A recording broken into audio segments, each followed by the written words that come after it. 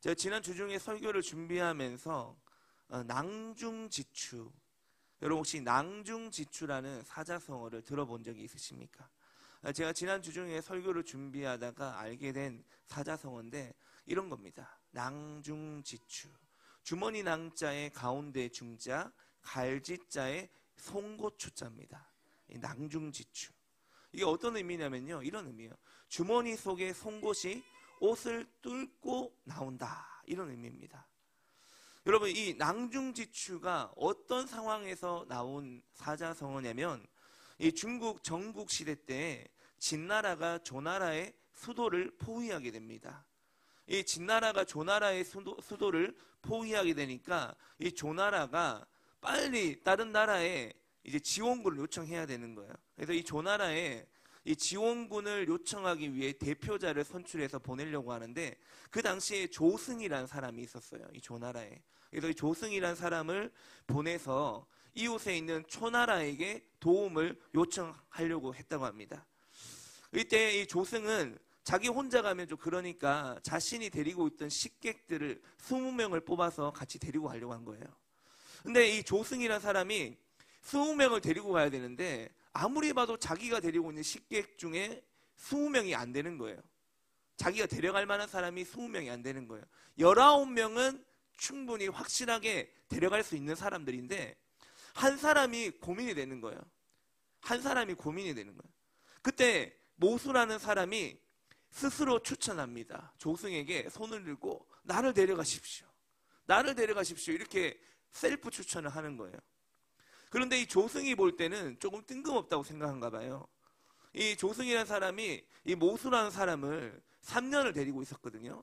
근데 3년을 데리고 있었는데 3년 동안 자기 밑에 있으면서 이 사람이 뭐 특출한 것도 아니고 뭐 대단한 능력이 있는 사람도 아닌 것 같고 기억이 잘 안 나는 거예요.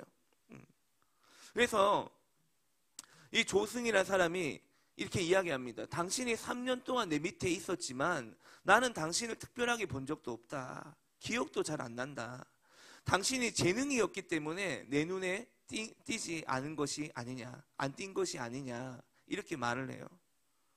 뛰어난 사람은 주머니 속에 송곳처럼 튀어나오는 법인데 당신은 3년 동안 그렇지 않았다. 그래서 당신은 나와 함께 초나라에 갈 수 없다. 이렇게 거절을 한 겁니다. 많은 식객들 앞에서 거절했어요. 내가 가겠다고 자원했는데 거절한 것입니다. 여러분은 그 거절을 당할 때 여러분은 어떤 기분이겠습니까? 굉장히 수치스럽죠. 근데 이 모수라는 자가 수치스럽고 부끄러울 수도 있는데 이 모수라는 사람이 일어나서 다시 이야기를 합니다. 뭐라고 하냐면 이렇게 말하는 거예요. 내가 주머니 속에 있지 않았을 뿐입니다.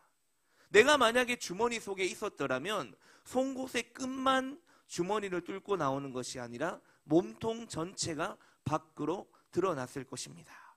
라는 말로 조승을 설득을 해서 20명 안에 들어갔다는 그런 이야기입니다. 그 이야기에서 이 낭중지추라는 사자성어가 나왔다고 합니다.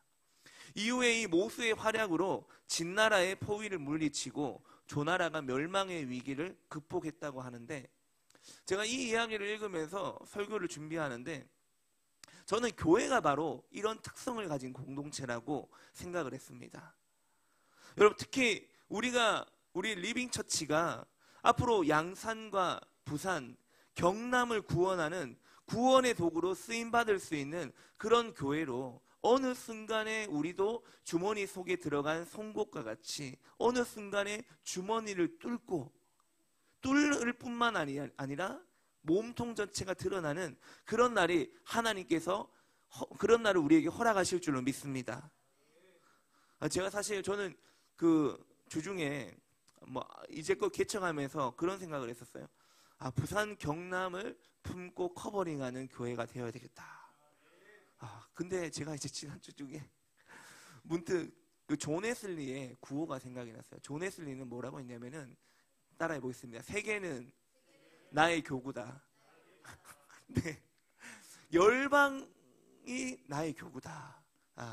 이게 이제 존 웨슬리의 구호였습니다.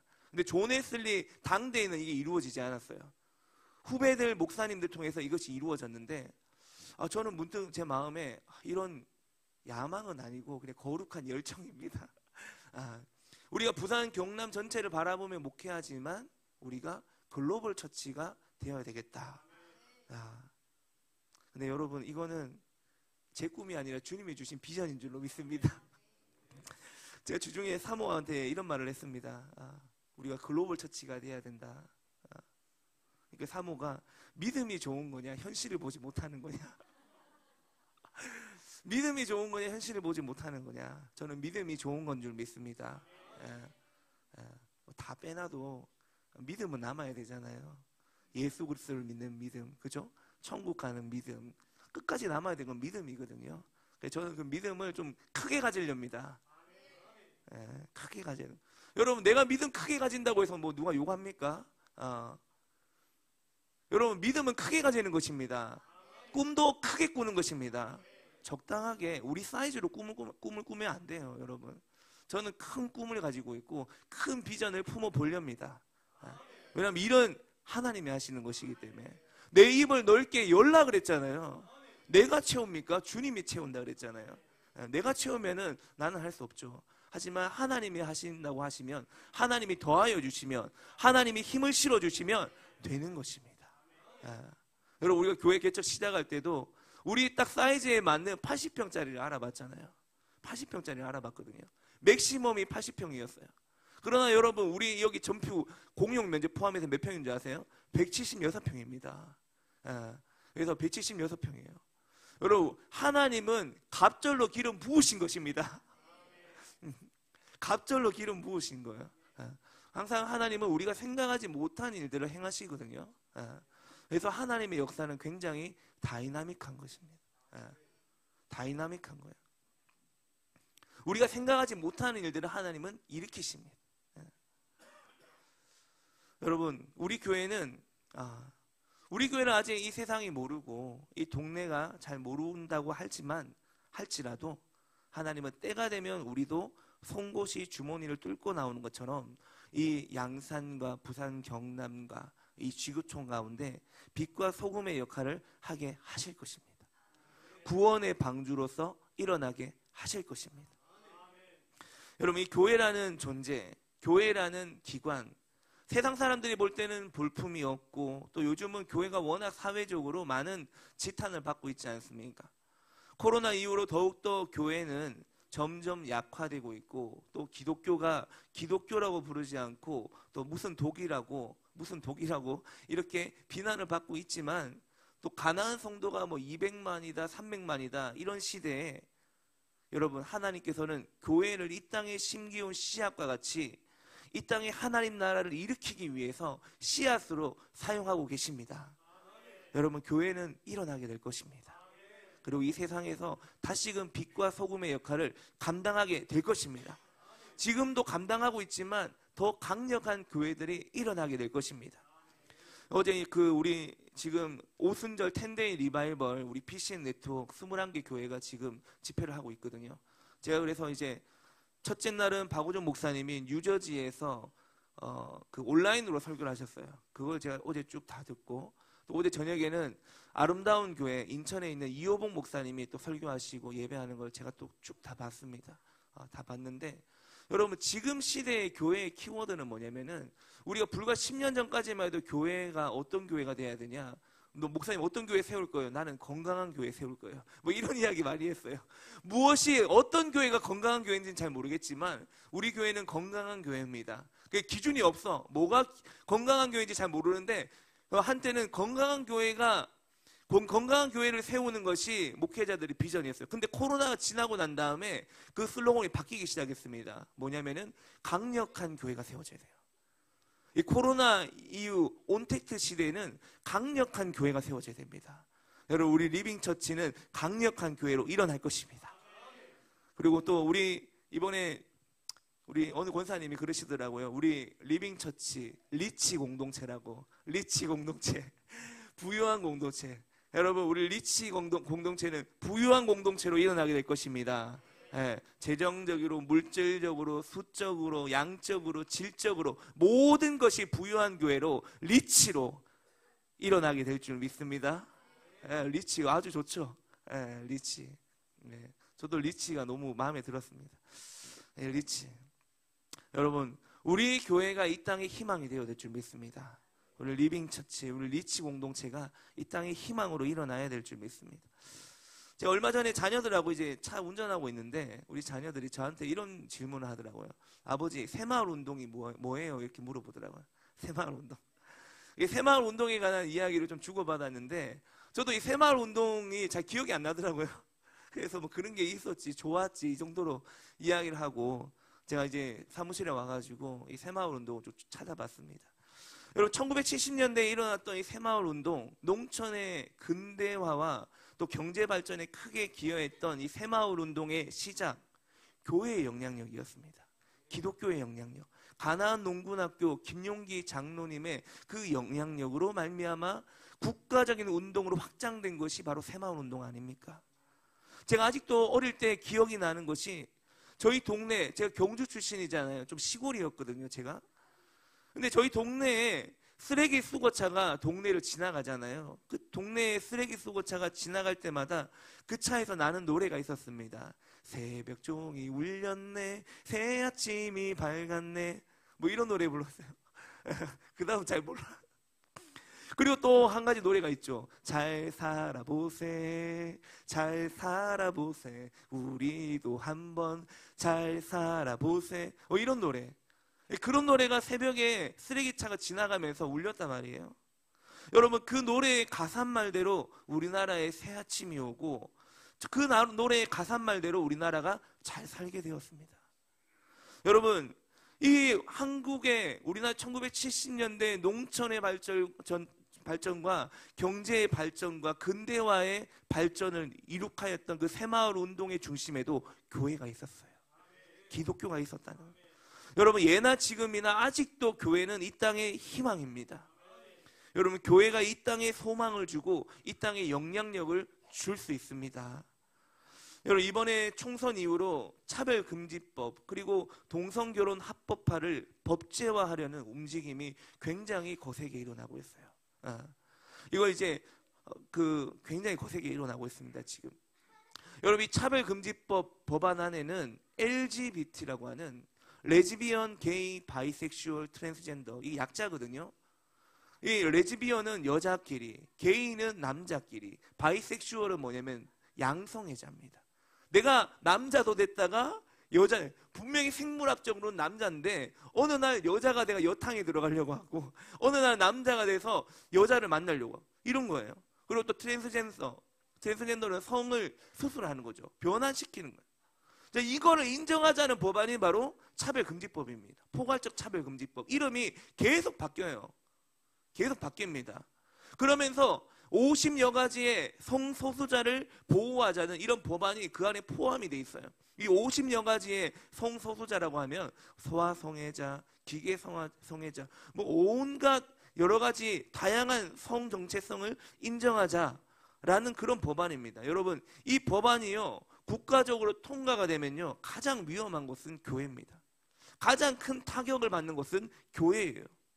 여러분, 교회가 위험해질 수 있습니다. 여러분, 교회가 위험해진다는 말은 무슨 말이냐면 이제는 여러분의 자녀가 믿음 지키기가 점점 어려운 시기가 온다는 것입니다. 여러분의 자녀가 믿음에서 떠날 수밖에 없는 그런 환경이 온다는 거예요. 왜냐하면 교회만 멀쩡하고 전 세계가, 온 땅이 다 미쳐 돌아가니까 여러분 자녀들이 어딜 가서도 제대로 된 믿음을 지키기 어려운 상황이 온다는 거예요. 여러분, 이 법안을 유일하게 막는 단체가 있는데 교회예요. 교회예요. 그래서 여러분, 교회가 이 땅의 소망입니다. 교회가 막지 누가 막겠습니까? 여러분, 정상적인 교회라면, 정상적인 그리스도인이라면 이 법을 인정할 수가 없다고 생각하거든요. 여러분, 동성애는 죄악이에요. 성경에서 죄라고 명확하게 명시를 했단 말이에요. 그런데 여러분, 동성애가 죄악인데 이걸 시대의 흐름과 변화로 이해해야 되고 이것을 인정해라. 이 시대가 이렇게 흘러왔지 않느냐, 지금은 시대가 다르다, 이걸 인정하라고 합니다. 여러분, 그것을 인정하게 되면 진리가 바뀌는 거예요. 여러분, 하나님은 남자와 여자를 창조했습니다. 남자와 여자가 한 몸을 이루어 가정을 이루게 하셨습니다. 여러분 이것이 진리예요. 근데 이걸 바꾸라는 겁니다. 동성결혼 합법화는 이걸 바꾸라는 거예요. 남자끼리도 결혼할 수 있고 여자끼리도 결혼할 수 있고 그것을 국가에서 인정해 주라는 거예요. 국가적으로 인정해 주라는 거예요. 여러분 이거는 진리를 거스르는 것입니다. 여러분 그렇게 되길 원하십니까? 절대로 있을 수 없는 일이에요. 그래서 여러분 우리가 정신을 차려야 되는 것입니다. 이제는 여러분 더 이상 물러날 데가 없어요. 6월 1일 날 거룩한 방파제라는 집회가 일어납니다. 박안수 목사님, 기론평 교수님, 박오종 목사님, 여러 숱한 교계의 지도자들이 이 거룩한 방파제라는 집회를 준비하고 있어요. 여러분 왜 거룩한 방파제 이런 이름을 슬로건을 걸어서 지금 이런 집회를 하냐면은 지금이 이제 마지막에 지금 못 막으면 못 막아요. 지금 우리가 동성결혼 합법화 차별금지법 지금 막지 못하면 이제 못 막습니다. 여러분 전 세계가 어느 나라만 쳐다보는 줄 압니까? 우리나라만 쳐다보고 있어요. 우리나라의 동성애가 합법화 되느냐 이걸 주시하고 있습니다. 여러분 아프리카의 숱한 나라들, 돈 없고 가난한 나라들, 그러나 믿음이 있고 부흥이 일어나고 있는 나라들 지금 우리나라만 쳐다보고 있어요. 우리나라가 지금 어떻게 하는가? 여러분 이 법안을 막아야 되는 겁니다. 누가 막습니까? 교회밖에 못 막습니다. 여러분 교회가 막아야 되는 거예요. 여러분 동성애자에게 안수를 줘서 지금 목사로 세우는 교단들이 있어요. 이게 전 세계적인 흐름입니다. 그래서 유럽이나 미국에 동성애를 인정하는 교단들이 있습니다. 그런 교단에는요 동성애자 목사들이 있어요. 여러분 동성애자 목사들에게 안수 받고 싶습니까? 여러분 동성애자 목사들에게 축복기도 받고 싶어요? 그분들의 설교를 듣고 싶습니까? 도대체 저는 그들이 뭘 전하는지 궁금합니다. 저는요 동성애자 목사들 혐오하는 게 아니라 영적으로 뭐 묻는 것도 싫어요. 그래서 손도 안 잡고 싶습니다.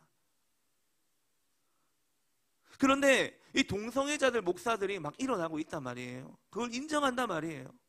여러분 그런 시대가 우리나라에도 올 수도 있습니다. 여러분 이걸 막아야 된다는 거예요. 여러분 교회는 그런 날이 온다 할지라도 고난을 당하고 핍박을 당할지언정 하나님의 미랄이 되어서 죽을지언정 반드시 교회는 진리가 무엇인지를 가르쳐야 돼요. 그리고 진리 속에 감추어져 있는 선한 영향력을 드러내야 됩니다. 여러분 하나님이 진리를 우리에게 거저 주신 게 아니에요. 예수님이 십자가에서 우리 대신 거저 죽으신 것이 아닙니다. 그냥 죽으신 것이 아니에요. 우리를 사랑하기 때문에 우리를 대신해서 십자가에 못 박히신 것입니다. 예수님이 우리에게 말씀을 주셨어요. 이 말씀을 그냥 거저 우리에게 던져준 게 아니에요. 이 말씀을 지키고 이 말씀을 수호하라고 이 말씀대로 하나님 나라를 이루라고 우리에게 이 말씀을 주신 것입니다. 여러분 우리는 이 말씀을 사활을 걸어서 지켜야 되는 것입니다. 사활을 걸어서 지켜야 됩니다. 여러분 이 타락한 이 세상에 정화 기능을 할 수 있는 유일한 단체는 교회밖에 없어요. 여러분 이제는 교회가 더 이상 침묵해서는 안 되는 것입니다. 지금 싸우지 않으면 미래가 없어요. 예전에 돌아가신 하용조 목사님이 교회에 대해서 하신 말씀이 있어요. 저는 하용조 목사님을 굉장히 존경했는데 하용조 목사님이 이런 말씀을 하셨어요. 나는 교회만 생각하면 밥을 먹지 않아도 배가 부르고 잠을 자지 않아도 신이 난다 그랬어요. 아무리 고통스럽고 힘들어도 교회만 생각하면 행복하다. 교회는 세상을 움직이는 열쇠요, 방향이요, 정신이다.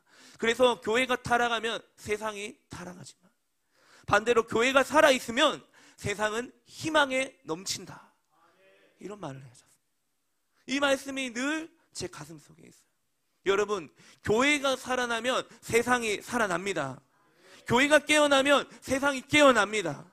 여러분 교회가 깨어나야 될 때예요. 깨어나야 될 때입니다.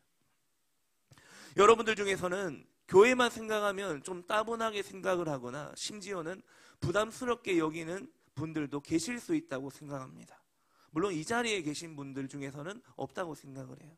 근데 이게 유튜브로 올라가면 영상을 보시는 분들 중에서는 그런 분이 있을 수도 있습니다. 여러분 오늘 하나님께 예배 드리려고 오셨지만 여러분들에게 교회 생활 좀 열심히 하자고 제가 좀 부탁을 드리면 교회를 위해서 이런 일 저런 일 십자가 좀 맡아달라고 책임져 달라고 하면 한사코 거절하고 부담스럽게 여기시는 분이 있을 수도 있다고 생각해요. 그러나 여러분 교회에 대해서 잘 몰라서 그런 거예요. 여러분, 교회가 얼마나 놀라운 곳이고 교회 속에 담긴 하나님의 계획과 영광이 얼마나 큰지를 잘 모르기 때문에 교회 안에 깊이 들어오는 것을 꺼려하고 부담스럽게 여긴다는 것입니다. 여러분, 오늘 본문에 등장하는 에베소 교회를 보세요. 사도 바울이 에베소 교회의 소문을 듣고 사도 바울이 이렇게 이야기를 했습니다. 1장 15절입니다. 1장 15절 같이 읽겠습니다. 시작.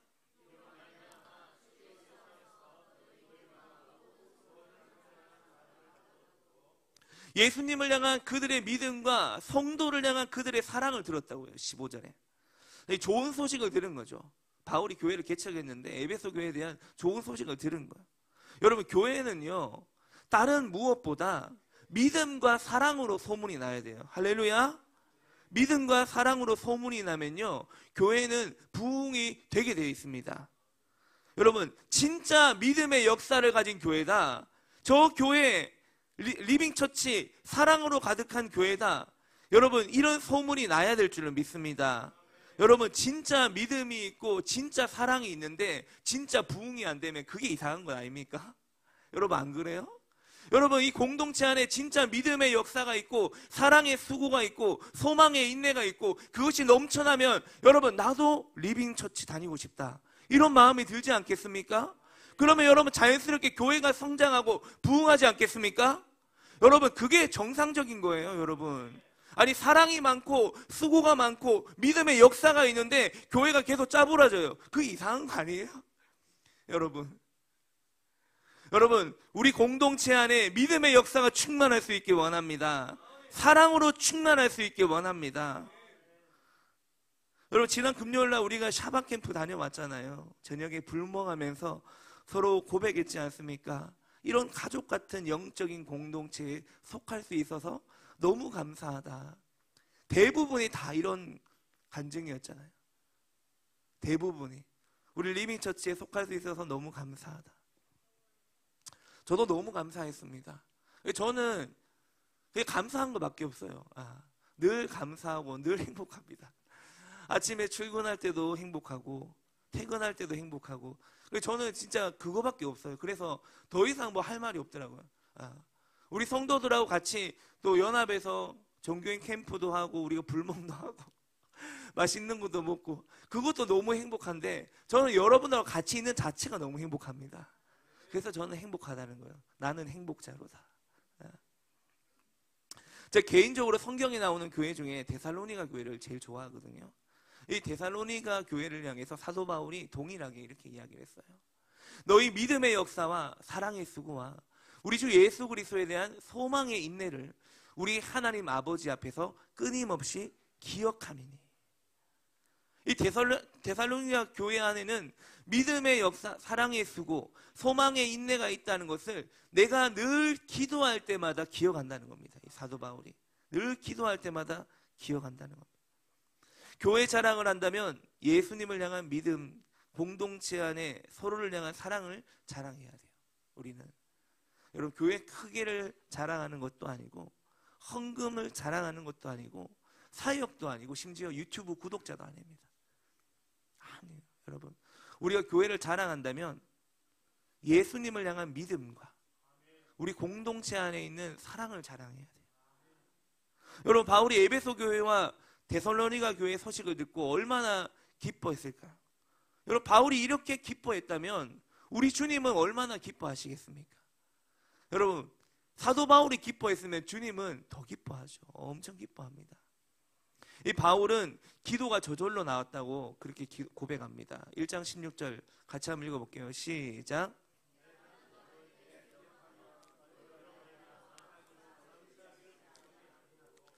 이 바울이 이렇게 말해요. 내가 기도할 때 기억하며. 여러분, 바울은요 지금 쥐어 짜내면서 내가 에베소 교회를 기억한다, 이게 아니에요. 이 말은 어떤 의미냐면 내가 기도할 때 눈만 스르르 감으면은 에베소 교회를 위해서 기도가 나온다, 에베소 교회를 위해서 감사가 저절로 나온다, 이 말입니다. 이 말이 저절로 나오는 거예요. 눈만 감으면 저절로 나오는 거예요. 하나님, 이 에베소 교회가 얼마나 사랑이 충만하고 감사가 가득하고 헌신이 가득한지 하나님, 저는 에베소 교회 생각할 때마다 눈만 감으면 기도가 나오고 잠을 안 자도 신이 나고, 에베소 교회를 생각할 때마다 밥을 안 먹어도 난 배가 부릅니다. 이 말이에요. 이 말입니다. 우리가 이제 교회를 개척하고 얼마 지나지 않아서 밤에 이제 대표 목사님과 자전거를 타고 집에 돌아간 적이 있습니다. 같이 자전거 타고 왔어요, 그날. 근데 목사님이 말씀하시더라고요. 김 목사, 집 가까이에 기도의 집이 있어서 마음껏 왔다 갔다 기도할 수 있다는 게 얼마나 감사하냐.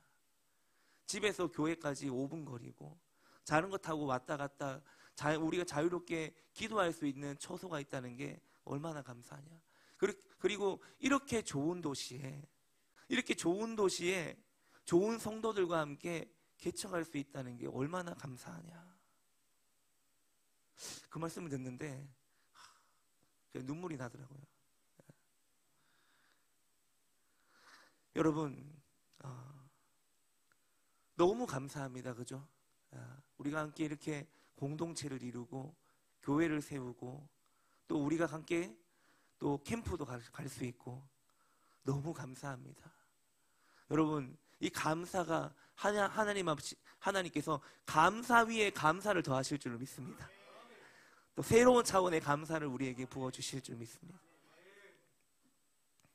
여러분, 우리 모두가요, 사도 바울이 교회를 위해 기도할 때 너희로 말미암아 감사하기를 그치지 아니하고, 여러분, 우리 모두가 교회를 위해 기도할 때 이런 기도가 나올 수 있기를 원합니다. 그리고 제가 여러분 한 사람 한 사람, 한 가정 한 가정 기도할 때 이렇게 기도가 나올 수 있기를 원합니다. 교회를 생각하면 기쁘고 성도들을 생각하면 기쁘고 감사가 멈추지 않기를 원합니다. 이 리빙처치가 여러분의 인생의 피난처와 안식처가 될 수 있기를 원합니다. 여러분, 이를 위하여 믿음을 굳게 세우고 사랑하기에 힘쓰는 성도들이 되십시오. 사도 바울은 1장 17절에서 이렇게 이야기했습니다. 우리 주 예수 그리스도의 하나님 영광의 아버지께서 지혜와 계시의 영을 너희에게 주사 하나님을 알게 하시고, 우리 주 예수 그리스도의 하나님 영광의 아버지께서 지혜와 계시의 영을 주시기를 구하고 있어요. 근데 누구에게 주시라고 합니까? 너희에게 준다는, 너희에게. 여러분, 에베소서에서 놓치지 말아야 될 두 단어가 있습니다. 한번 따라해 보겠습니다. 너희, 우리. 에베소서에서 우리가 놓치지 말아야 될 두 단어가 있는데 너희와 우리라는 거예요. 하나님은 교회에게 지혜와 계시의 영을 주시고 교회가 하나님을 알게 하신다, 이런 의미입니다. 여기서 너희는 교회를 말하는 거예요. 믿음이 탁월한 사람이요, 자기 능력으로 하나님을 알 수 있는 게 아니에요. 여러분, 하나님을 아는 것은 교회에게 주신 선물입니다. 그래서 여러분, 우리가 성도로서 교회에 깊이 들어와야 되는 거예요. 왜냐하면 하나님이 교회에 깊이 들어갈 때 하나님을 더 깊이 알게 해주신다고 했습니다. 여러분, 바울은 계속해서 기도하잖아요. 이 바울의 기도 아닙니까? 18절과 19절입니다. 같이 읽겠습니다. 시작.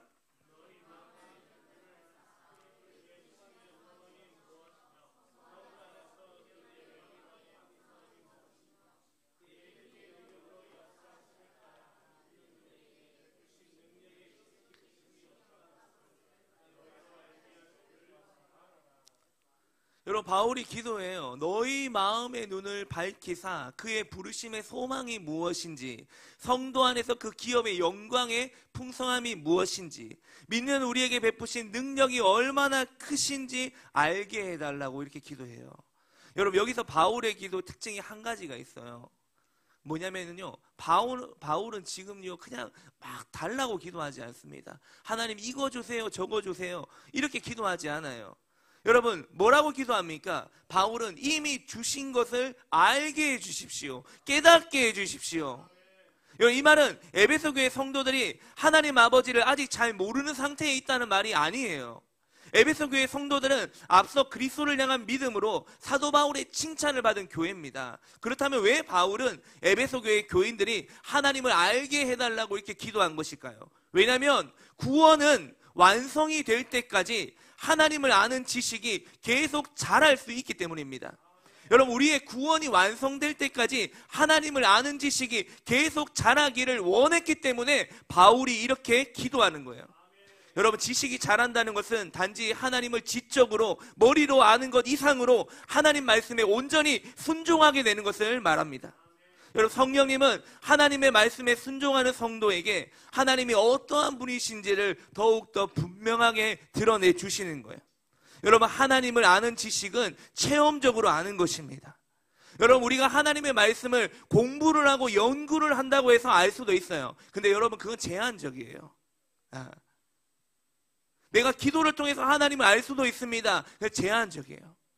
물론 알 수 있습니다. 그러나 여러분, 결정적으로 우리의 인생을 변화시키고 우리 삶을 변화시키는 그런 것은 무엇이냐면 바로 우리가 순종할 때, 하나님 말씀에 순종할 때 하나님이 깨닫게 하시는 것이 있습니다. 교회 공동체 안에 깊이 들어올 때 하나님이 교회가 무엇인지, 하나님이 어떤 분인지를 체험적으로 우리에게 알려주신다는 거예요. 우리가 계속 온전한 성도로 변화되기 위해서는 우리를 부르신 하나님을 바로 아는 것이 무엇보다 중요해요. 여러분, 우리는 하나님을 바로 알아야 됩니다. 하나님을 오해해서는 안 돼요. 많은 성도들이 하나님을 오해합니다. 여러분, 하나님을 바로 알아야 하나님이 주시는 복을 받을 수 있어요. 여러분, 우리가 하나님을 아는 만큼 우리는 변화가 될 수 있습니다. 하나님을 아는 만큼 우리는 자랄 수 있어요. 여러분, 아기가 태어났다고 해서 저절로 자라는 게 아니잖아요. 모유를 먹어야 되고요, 이유식을 먹어야 되고요, 또 좀 크면 밥을 먹어야 되고, 부모의 관심과 사랑을 먹어야 되고, 교육을 받아야 됩니다. 그래야지 자녀들이 정상적으로 자랄 수 있어요.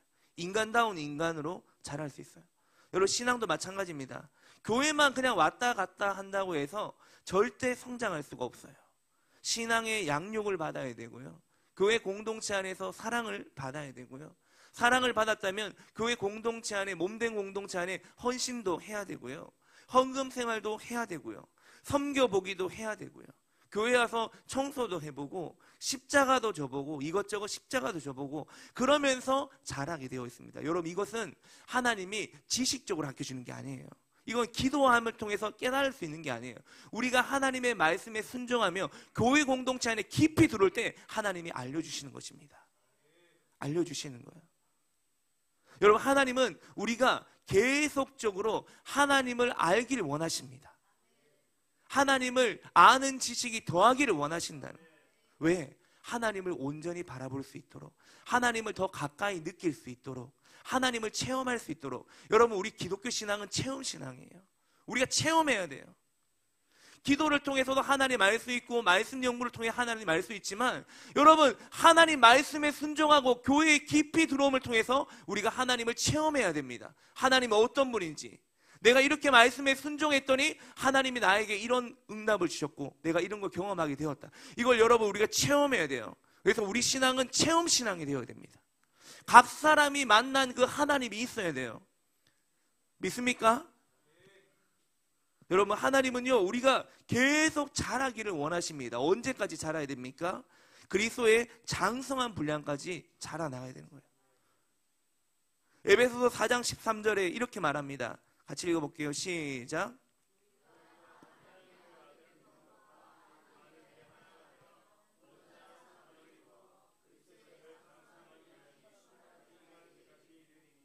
여러분, 우리 몸은요 20세 중반이 되면 성장을 멈춘대요. 믿고 싶지 않지만 저 계속 성장하고 싶긴 한데, 여러분, 우리의 몸은 20대 중반이 되면 성장을 멈추고 노화가 되기 시작한다고 합니다. 더 이상 성장하지 않는다는 거예요. 하지만 여러분, 우리의 영은요 날마다 자랄 수 있습니다. 주님은요 우리가 날마다 자라기를 원하세요. 자랄 수 있다는 겁니다. 뭐가 자랍니까? 우리 키가 자랍니까? 아니에요. 우리 영이 자란다. 우리 속사람이 강건해진다는 거예요. 우리 속사람이 자란다는 겁니다. 어느 분량까지? 예수 그리스도의 장성한 분량까지 자라날 수 있다는 것입니다. 여러분, 내 자아를 죽이고 내 몸을 십자가에 못 박고 날마다 내 육신을 쳐서 복종함으로 하나님 말씀 안에, 교회 안에 정렬이 되면 우리가 자라게 되는 것입니다. 그 비밀의 영광을 교회 안에 숨겨놓은 거예요. 그래서 여러분, 성도는 교회를 귀히 여겨야 돼요. 왜? 교회는 그의 몸이니, 만물을 충만하게 하시는 이의 충만함이라고 했어요. 여러분, 교회는 만물 위에 있는 곳입니다. 그래서 여러분, 우리가 교회 안에 깊이 들어와야 되는 거예요. 교회 안에 끈끈하게 속해 있어야 되는 거예요. 네. 때로는 시험에 들 수 있습니다. 때로는 갈등이 있을 수 있어요. 때로는 어려움이 있을 수 있습니다. 하지만 여러분, 그 어려움을 통해서 하나님은 새 일을 행하신다는 것, 우리에게 새로운 비전을 주시고 더 영적으로 성숙해지며 자라게 하신다는 것, 여러분, 우리는 그것을 신뢰해야 됩니다. 하나님이 우리에게 허락하신 모든 일들은 우연히 일어나는 일이 아니에요. 우리가 한 단계 더 레벨업, 한 단계 더 성장하기 위해서 우리에게 허락하신 일이라는 거예요. 여러분, 우리는 그것을 믿고 달려가는 것입니다. 믿고 일어나는 것입니다. 여러분, 그럴 때 우리가 그리스도의 장성한 분량까지 자랄 수 있도록 성령께서 우리를 또 리딩해 주시는 거예요. 여러분, 성령님은 우리가 순종하는 삶을 통해 하나님의 하나님 되심을 드러나게 하시고 우리의 인격과 삶이 하나님을 닮아가도록 이끌어가게 된다는 거예요. 여러분, 교회는 이 순종의 비밀을 아는 그 사람들을 통해서 더욱더 굳건하게 세워져 나갈 것입니다. 다시 한번 우리 에베소서 1장 18절과 19절 읽겠습니다. 너희 마음의 눈을 밝히사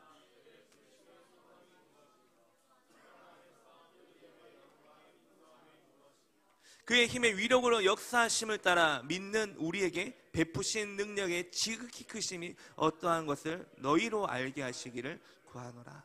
아멘. 제가 이 말씀을 곰곰이 묵상을 하다가 사실 이 사도 바울의 기도 에베소서에 2번 나오지 않습니까?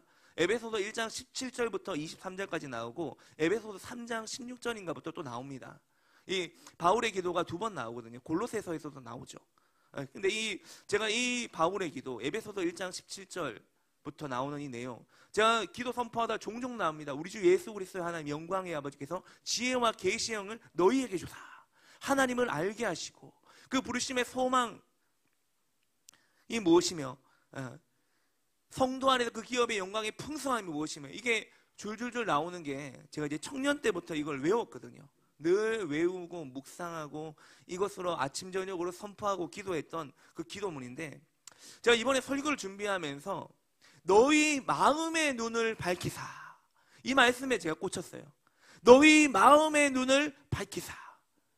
이 바울이 지금 에베소 교회 교인들에게 마음의 눈이 밝아져야 된다고 말씀하고 있는데, 바울은 마음의 눈이 밝아졌는가? 과연 바울은 마음의 눈이 밝아졌는가? 밝아졌겠죠. 근데 언제 밝아졌는가? 언제 밝아졌지? 그걸 생각해 봤어요. 여러분, 바울은 마음의 눈이 밝아졌습니다. 언제 밝아졌습니까? 다메섹 도상에서 밝아졌어요. 다메섹 도상에서 예수님을 만나기 전에 바울은 사울이라는 이름을 가지고 있었잖아요.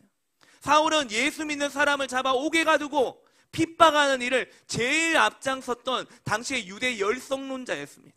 극단주의자였죠.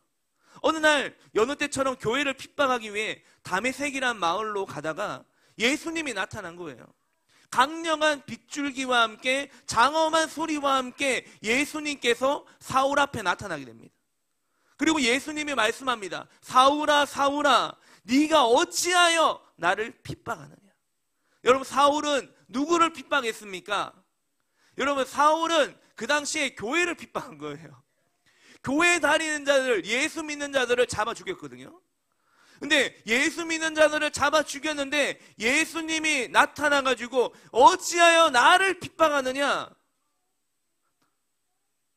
여러분, 사도 바울은 교회를 핍박했지 예수님을 핍박한 적이 없어요. 근데 그럼에도 불구하고 예수님께서는 왜 너는 나의 교회를 핍박하느냐라고 묻지 않고 너는 왜 나를 핍박하느냐라고 물었다는 겁니다.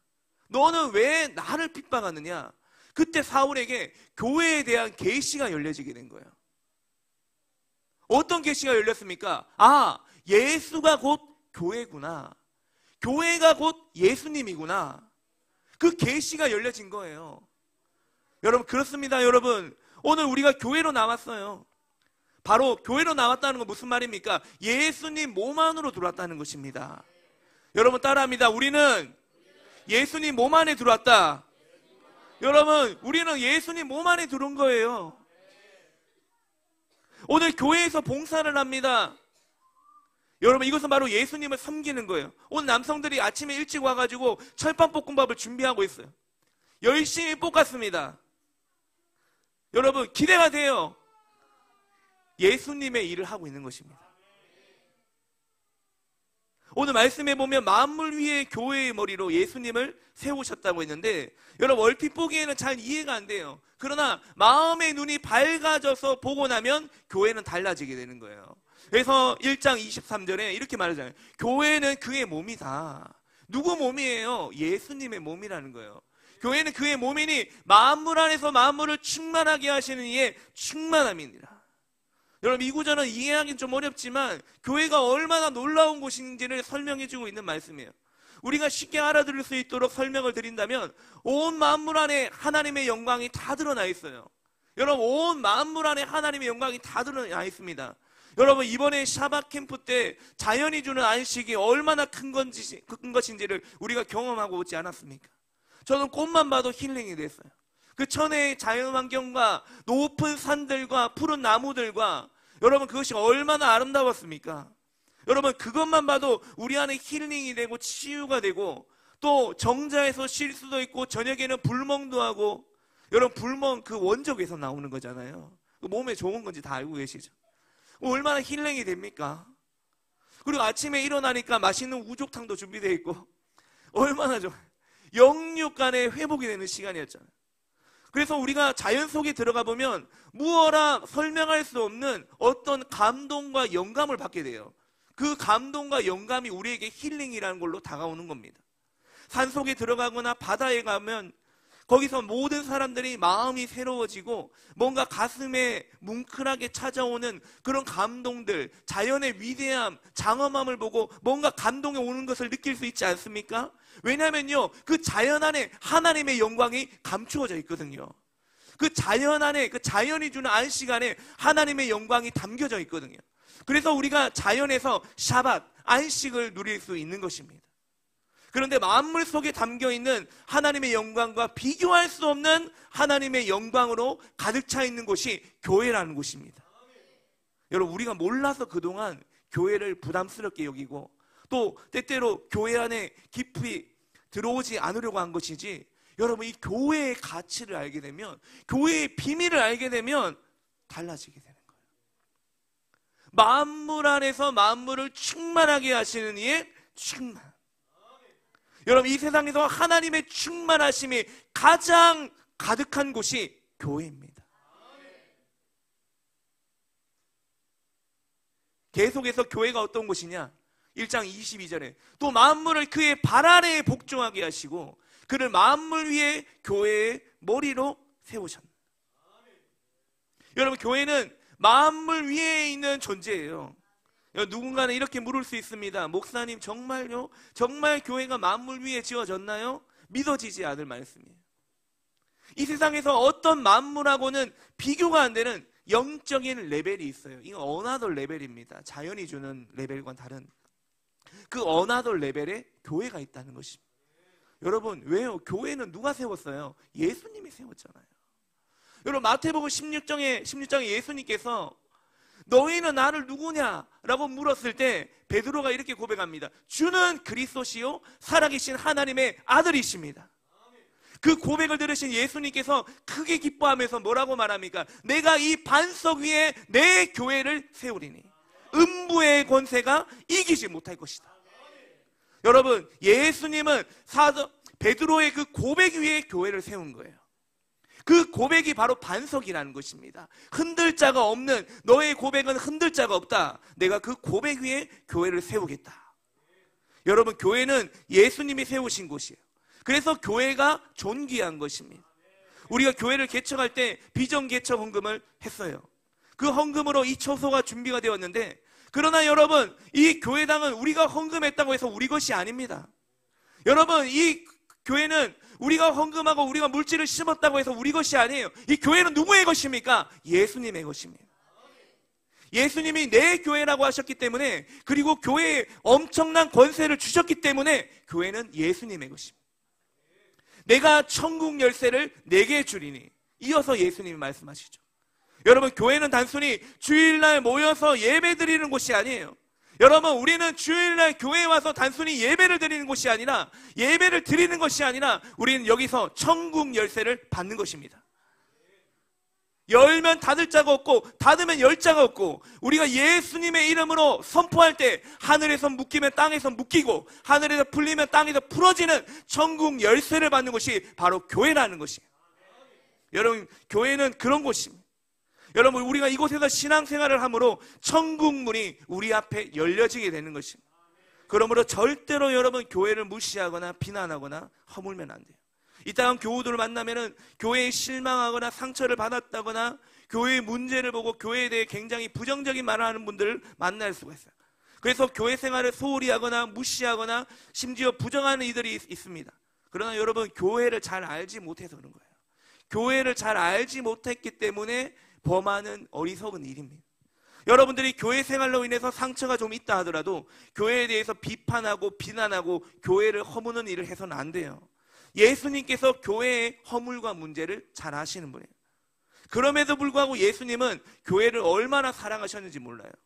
예수님은 에베소서 5장 25절에서 남편들아 아내 사랑하기를 그리스도께서 교회를 사랑하시고 그 교회를 위하여 자신을 주신 같이 하라.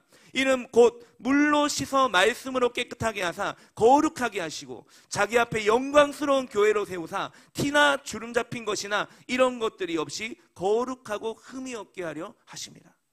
여러분, 예수님은요 피 흘리기까지 교회를 사랑하셨어요. 피 흘리기까지라는 말은 교회가 그렇게 허물과 문제가 많다는 말이기도 합니다. 그런데도 교회를 사랑하시고 깨끗하고 영광스러운 교회로 만들어 세우시고 지금도 사랑하고 계신다는 거예요. 예수님은 교회에 부족하고 문제 많은 걸요 다 알고 계세요. 그래서 물로 씻으시고 말씀으로 깨끗하게 했다는 것입니다. 허물이 있으니까 그렇게 한다는 거예요. 혹시 여러분 마음에 내가 교회를 다니긴 했지만 교회를 사랑하는 마음은 아직 잘 모르겠다라고 하는 분이 계신다면, 없겠지만 이 중에는 없다고 생각하지만 혹시나 유튜브를 보고 계신 분들 중에서 그런 마음이 있다면 바꾸시기 바랍니다. 우리가 같이 교회 생활하면서도 오늘 말씀하신 교회의 영광을 보지 못하는 것은 그 이유가 있어요. 그것은 예수님이 진짜 교회의 머리 되심을 철저히 믿지 못했기 때문에. 믿음의 문제인 거예요. 믿음의 문제. 그러면 어떻게 해야 됩니까? 오늘 말씀처럼 그냥 예수님이 진짜 교회의 머리 되신 분이라는 것을 철저하게 믿는 것밖에 없어요. 교회의 머리는 예수님이다. 교회의 머리는 어느 누구도 아니고 예수님이다. 그걸 철저히 믿는 거지. 여러분이 교회를 나오셨으면 교회의 머리는 예수님이고 예수님이 교회의 왕이십니다. 예수님이 교회의 주인이십니다. 여러분, 이 사실을 절대로 잊어서는 안 돼요. 여러분이 안내를 서든 예배팀을 하든 헌금위원을 하든 운영위원을 하든 어떤 일로 교회를 봉사하고 섬기든 간에 여러분이 교회 일을 할 때는 항상 마음속에 교회의 머리는 예수님이다. 예수님이 우리 교회의 머리이시다. 이걸 잊지 마십시오. 여러분, 예수님이 시키시면 해야 되고 예수님이 마음 주시면 우리가 섬겨야 되고 헌신해야 되고, 여러분 우리가 명심해야 될 것은 예수님이 교회의 머리라는 거예요. 어느 누구도 우리의 머리가 될 수 없습니다. 어느 누구의 말도 우리의 머리가 될 수 없어요. 우리의 머리는 오직 예수 그리스도이십니다. 누가 교회를 세웠든지 누가 헌금을 했든지 상관없어요. 다 모든 것이 다 주님의 소유입니다. 예수님이 교회의 주인 되시고 예수님이 왕이시고 예수님이 머리라는 것을 우리가 인정한다면 여러분이 섬기는 리빙처치는 영광스러운 교회로 일어나게 될 것입니다. 영광스러운 교회로 세워질 것입니다. 주님이 그렇게 하실 거예요. 어떤 풍파가 오고 어떤 일이 일어난다 할지라도 여러분, 주님은 우리 교회를 높은 곳으로 이끄실 것입니다. 반드시 그렇게 할 거예요. 왜냐하면 주님은 중심을 보시는데 우리 중심이 바르기 때문에. 너는 나를 머리로 삼았구나. 너의 중심에는 내가 있구나. 너가 생각하는 교회의 머리에는 내가 있구나. 내가 너의 왕이구나. 왕 대신 주님이 우리를 이끌어 가시는 거예요. 교회는 누군가가 이끌어가는 게 아니에요. 예수님이 주인 되셔서 예수님이 이끌어 가시는 것이며 우리는 따라가면 되는 거예요. 예수님을 왕으로 경배하며 주인으로 모시며 우리가 예수님을 중심에 두고 우리 교회가 따라가면 우리 교회는 주님께서 영광스러운 교회로 일으키실 것입니다. 그래서 오늘 설교 제목이 영광스러운 교회입니다. 예배팀 나와주십시오. 여러분, 주님은 우리를 영광스러운 교회로 초대하고 계십니다. 우리를 영광스러운 교회로 일으키실 것입니다.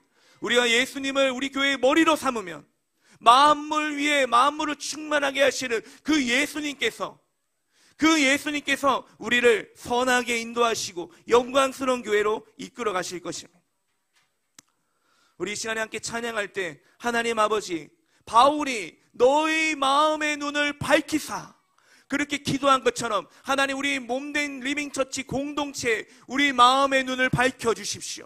교회의 가치를 볼 수 있도록, 하나님 교회가 얼마나 소중한 공동체인지, 하나님께서 교회를 얼마나 사랑하시는지, 예수님이 피 흘리기까지 사랑하신 몸이 바로 교회라는 것, 하나님 아버지 오늘 이 시간 우리의 마음의 눈을 여셔서 교회의 가치를 보게 하시고 교회를 사랑하는 마음을 우리에게 부어주십시오.